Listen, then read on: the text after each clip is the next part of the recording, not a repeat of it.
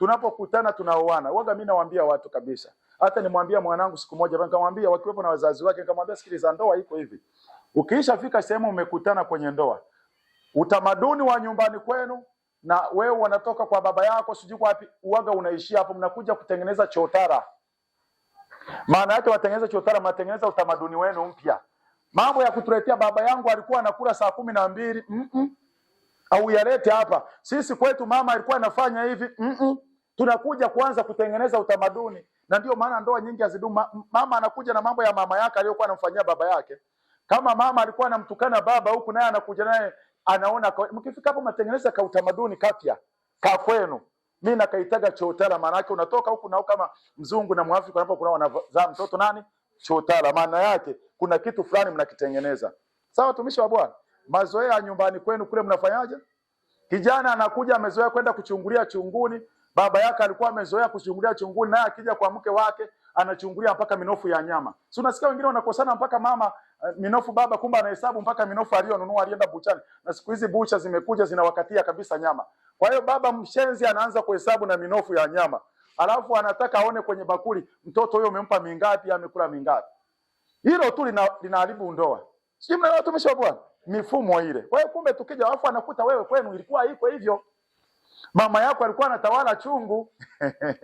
Hapa baba anataka ugali umepimaje, umeweka vikombe vingapi? Hajawahi kuona baba wa namna hiyo. Bwana Yesu asifiwe. Hiyo ndoa haitadumu kwa sababu yule kabeba mambo ya nyumbani kwao kaleta. Kumbe naona ya kwenu sasa mkiapply tayari pala you are not matching. Bwana asifiwe. Ni vitu vya kawaida lakini viko. Sawa watumishi wa Bwana.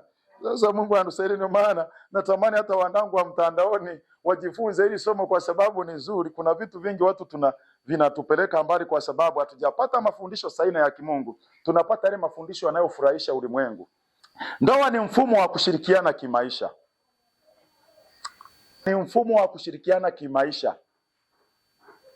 Unahusisha maamuzi, changamoto, mafanikio, maendeleo, wajibu, magonjwa. Bwana Yesu asifiwe. Magonjwa, kwenye umaskini, kwenye nyakati ngumu tutakuwa pamoja. Bwana Yesu asifiwe. Tusijifunze mfano mbaya wa mke wa Ayubu.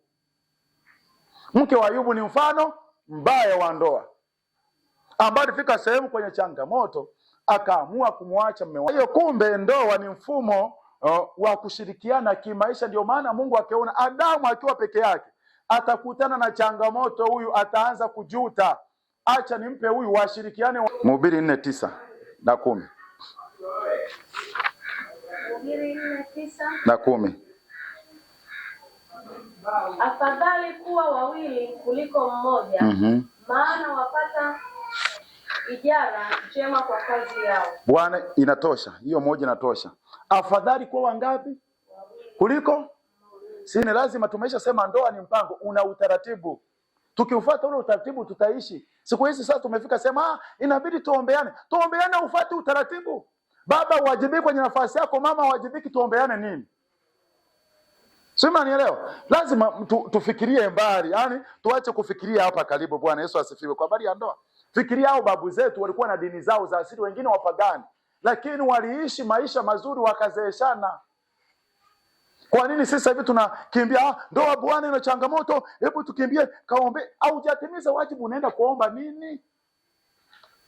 Mimi nakufundisha vitu ambavyo nini, sikufundishi yale maneno ya wale motivational speaker motivate ufurahi upige makofi, no.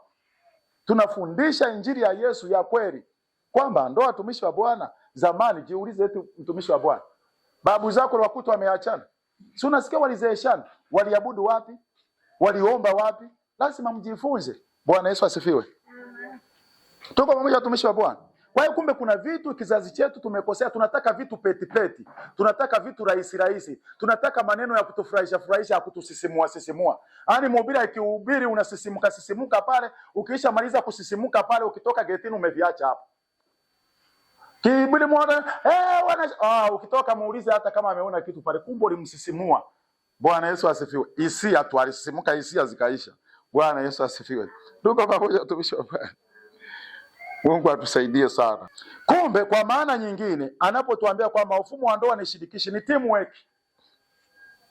Ndoa ni timu. Bwana Yesu asifiwe.